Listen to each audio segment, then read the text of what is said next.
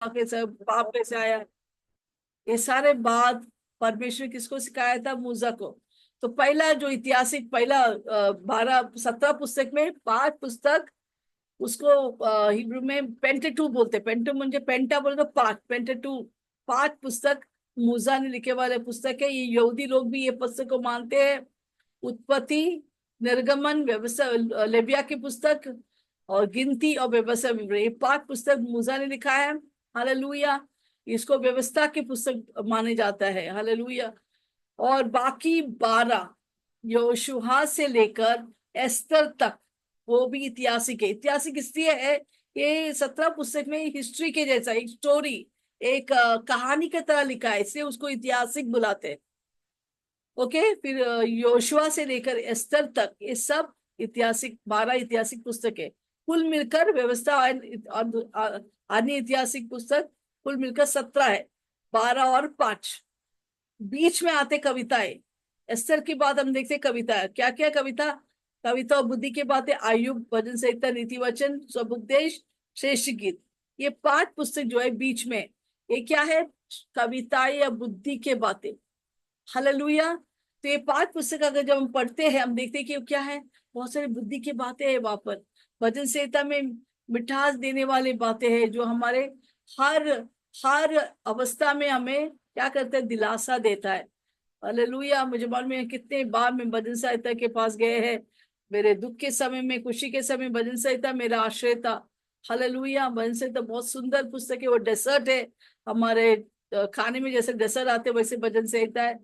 उसके बाद ये कविताएं और बुद्धि के बातें में 3, बाकी 5 में से 3 जो है, सुलेमान जो बुद्धिमान व्यक्ति कहलाते हैं, दाऊद के पुत्र बोलिए, सुलेमान ने लिखा हुआ ये 3 पुस्तक है। वो कौन सा है? नीति वचन, समुपदेश और श्रेष्ठ गीत। ये तीनों पुस्तक किसने लिखा है? सुलेमान ने लिखा है। Hallelujah, praise Lord. तो ये बन गया कविता और बुद्धि के बातें। हालेलुया। उसके बाद हम देखा कि तीसरा विभाग पुराने नियम में आता है भविष्यवाणी।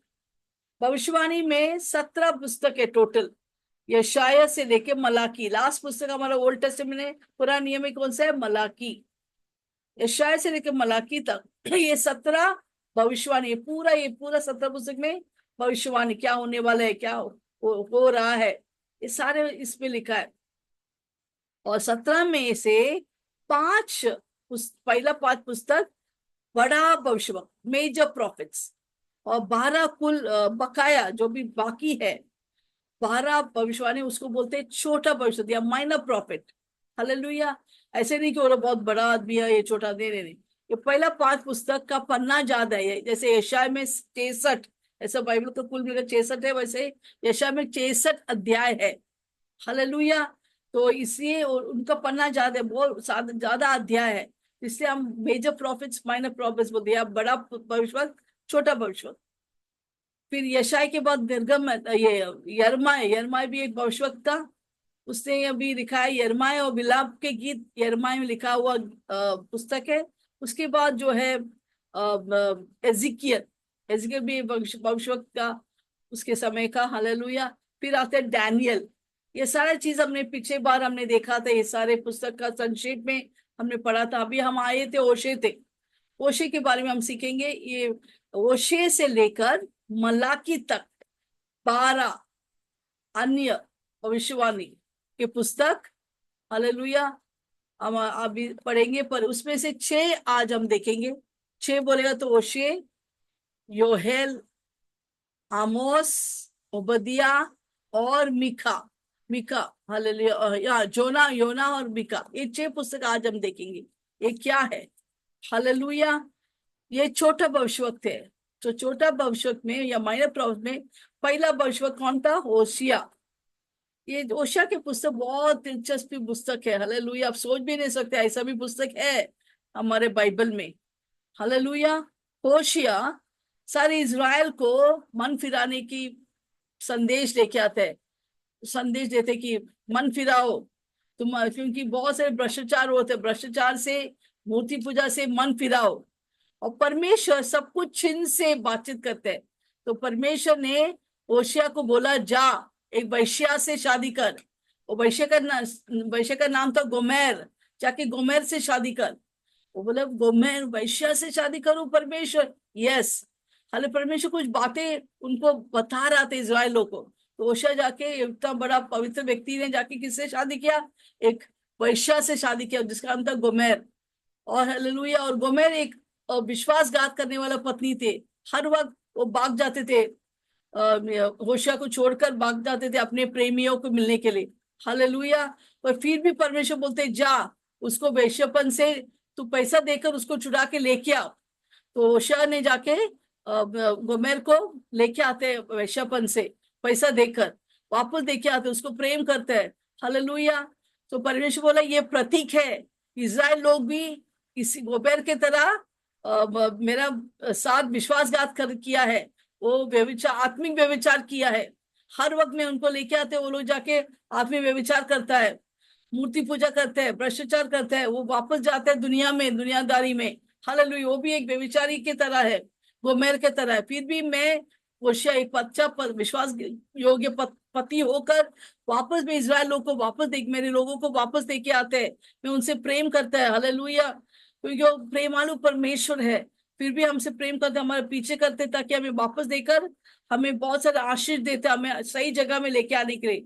हम भी गोमेर की तरह परमेश्वर को विश्वासघात करके बहुत सारे समय पाप करते, प्रभु से दूर जाते हैं। और परमेश्वर हमसे प्रेम करते, उसने हमें छुड़ाया है।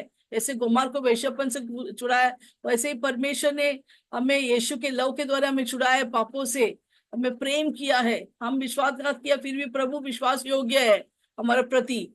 हम जाके मूर्ति पूजा करते हैं, ये करते हैं, गाली देते हैं, झूठ बोलते हैं, वापस वापस वही पाप हम करते हैं। पर परमेश्वर हमसे प्रेम करते, हमें छुड़ाया है हर एक पापों से। हालेलुया। Praise Lord. हमें प्रभु इतना प्रेम करता है, अपना जान दिया हमको वापस लेके आने के लिए। कितना भी हम भाग जाएंगे उतना ही प्रभु हमें वापस लेके आते हैं और उसके पास लेके आते हैं। ये बहुत ही सुंदर पुस्तक है, होशिया की पुस्तक। हालेलुया। फिर होशिया ने आखिरी में दिखाते कि कैसा प्रभु वापस हमें अपने स्थान में लेके आएंगे, उसे प्रेम के द्वारा हमें लेके आता है। हालेलुया। फिर हम देखते हैं उसके बाद दूसरा छोटा भविष्यवक्ता का नाम है योहेल। योहेल की पुस्तक, जोहेल इंग्लिश में जोएल बोलते हैं। योहेल की पुस्तक, योएल के पुस्तक में हम देखते हैं, किताब में हम देखते हैं छोटा भविष्यवक्ता दूसरा। हालेलुया। योहेल के सेवकाई शुरू होते यहूदा में। ऐसे समय में यहूदा में वो यहूदा के भविष्यवक्ता, जैसे मैंने पहले भी बोला है, कैसे इज़राइल दो भाग हो गया, क्योंकि उनके मूर्खता, बहुत से राजा की मूर्खता के द्वारा बहुत सारे गड़बड़ी होता है, झगड़ा होते हैं, और इज़राइल को दो भाग करते हैं। एक है इज़राइल, दूसरा है उत्तर और दक्षिण।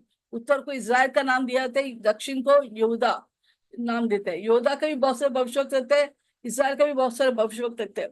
पर ये योहेल जो है, जोहेल जो इंग्लिश में बोलता है, प्रॉफिट जोएल, वो यहूदा के भविष्यवक्ता और ऐसे समय में था जहां पर उस समय बहुत बड़ा अकाल हुआ था यहूदा में, और टिटिया के महान बीमारी वापस चल रहा था और लोग परेशान थे। उस समय योहेल को प्रभु उठाया भविष्यवक्ता की तरह, और परमेश्वर उनको दिखाया कि ये क्यों आया, ये क्यों टिटिया आया, क्यों अकाल आया आपके देश में, क्योंकि ये तुम्हारे पाप के कारण।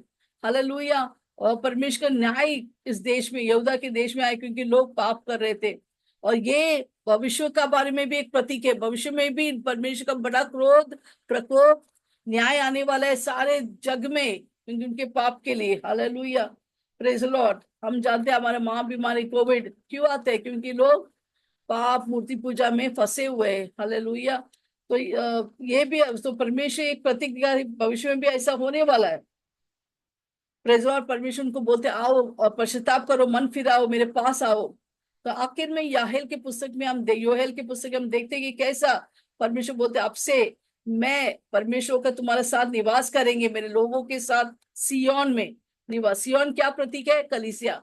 मैं सियोन में मेरे बच्चे, मेरे लोगों के साथ में निवास करेंगे, मैं उन्हें बड़ा आशीष करेंगे, उनको वापस देके आएंगे उनके भूमि में। भूमि को आशीष करेंगे, प्रभु कहता है। इससे वो योएल के पुस्तक खत्म होता है। और योएल में भी हम बहुत सुंदर भविष्यवाणी हम सुनी। योएल 28 में हमने क्या सुना? अंतिम दिनों में पवित्र आत्मा का अभिषेक आएंगे। हाँ, वो क्या भविष्यवाणी था? प्रेरित के पुस्तक के 2 के भविष्यवाणी में पवित्र आत्मा को उंडेलेंगे सारे मानव के ऊपर। हाँ, जवान लोग दर्शन देखेंगे, पुराने ये बुजुर्ग लोग सपने देखेंगे। सारे भविष्यवाणी किधर आते हैं? योएल के पुस्तक का है। तो बहुत सुंदर योएल के पुस्तक को पढ़ना है। उसके बाद हम आते हैं तीसरा छोटे भविष्य, माइनर प्रॉफिट्स, एमोस, आमोस। आमोस का किताब में हम देखते हैं कि आमोस एक बड़ा न्याय को घोषणा करते हैं। सारे जगह में, एक एक जगह में जाकर वो एक एक न्याय, परमेश्वर के न्याय को घोषणा करते हैं। और ज्यादातर 3 जगह और बहुत अन्य जगह में वो चल चल के जाके प्रभु का न्याय बुलाते हैं। वहां पर दमस्कस में जाके बुलाते हैं प्रभु के न्याय, टायर देश में, गाजा देश में, अन्य देश में चल चल कर जाकर ये भविष्यवक्ता जाके अपने परमेश्वर के न्याय को ऐलान करते हैं उनके ऊपर। हालेलुया। पर ये भविष्यवक्ता ने पूरा उत्तर जाके, यहूदा से इज़राइल पूरा उत्तर जाके लोगों को चेतावनी देते हैं, परमेश्वर के न्याय आपके ऊपर आ रहे हैं।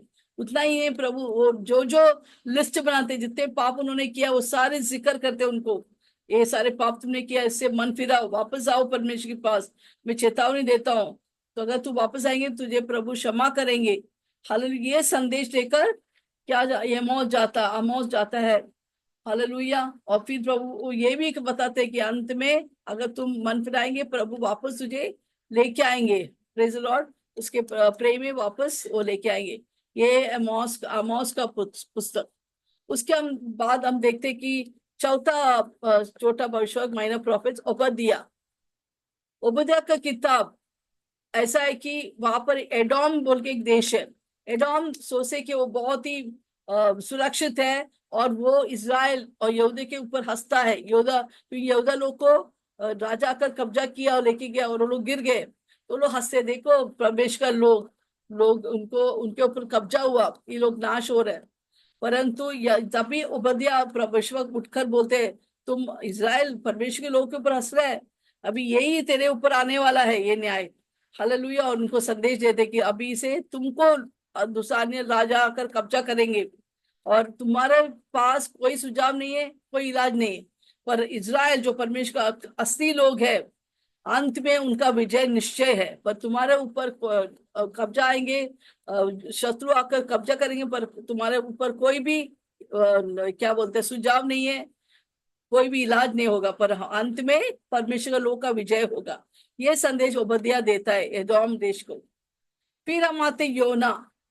योना की पुस्तक, ये 5वां माइनर प्रॉफिट है, 5वां क्या बोलते भविष्यवक्ता है। योना के बारे में हमको बहुत ही ज्यादा परिचय है। हम देखते हैं कि योना को परमेश्वर ने उठाया, बोला देखो अजेरियन देश में, अजेरियन का राजधानी जो निनेवा था, जा योना, योना जा, तो जा निनेवा को, अजेरियन के तेरे शत्रु अजेरियन लोगों के राजधानी निनेवा में जाकर लोगों को बोलो पश्चाताप कर, क्योंकि प्रभु का बड़ा न्याय इनके ऊपर आने वाला है। योना बोले, है मेरा शत्रु को कौन जाके चेतन, लोग को मरने दो, प्रभु का प्रकोप आने दो। तो वो क्या किया, वो बहुत शाना होकर निनेवा से भाग गया। उसने नहीं, मैं जहाज, निनेवा का जहाज में नहीं लेंगे, जो प्रभु बोला उसके विपरीत जाएंगे। वो पकड़ा जहाज, कहाँ पर, तार्शीश जाने वाला जहाज में जाके बैठ गया।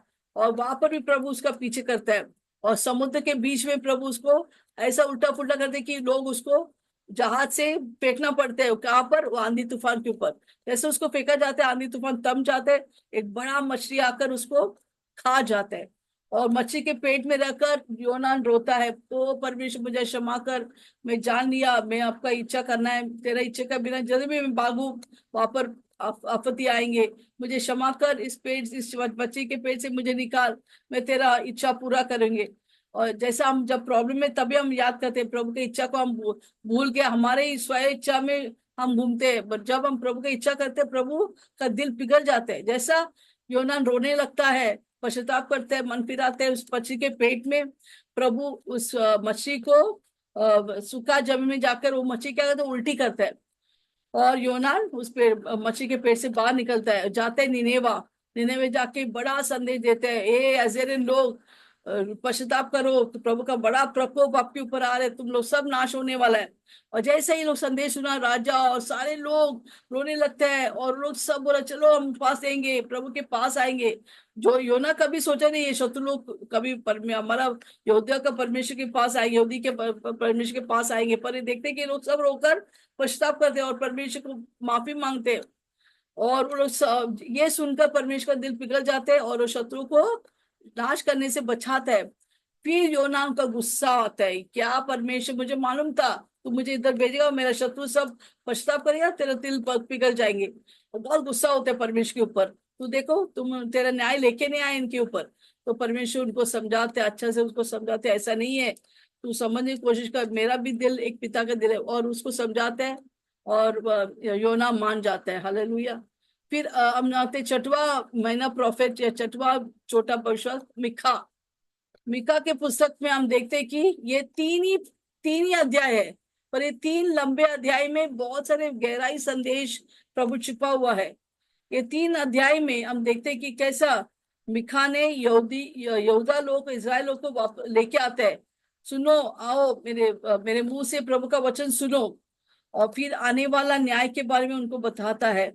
और आने वाला न्याय एक प्रतीक है, क्योंकि क्या होने वाला, बहुत बड़ा न्याय बाद में आने वाला है। और ये भी पिका कहता है कि एक बेथलेहम से एक बड़ा राजा आएंगे, और राजा सारे पृथ्वी के राज्य पर वो राज करेंगे। कौन है बेथलेहम से आया हुआ? यीशु मसीह। यीशु मसीह के बारे में भविष्यवाणी दे रहा था मिका। यीशु मसीह एक छोटा टाउन से, बेथलेहम टाउन से वो आने वाला है। हालेलुया। वो राज पूरा पृथ्वी में राज करेगा। ये सारी चीज मिका भविष्यवाणी किया था यीशु के बारे में। अंत में वो कहते हैं कि परमेश्वर का गुस्सा ठंडा होएगा, वो मन फिराएंगे, लोगों को वापस लेके आएंगे। ये सारे चीज हम देखते कहाँ पर? मिका के पुस्तक में। तो यहाँ पर हम रुकेंगे, और 6 पुस्तक छोटा भविष्य या माइनर प्रॉफिट्स का है, वो अगला शुक्रवार को हम सीखेंगे। हालेलुया। तब तक के प्रभु आपको आशीष करे। जय मसीह की।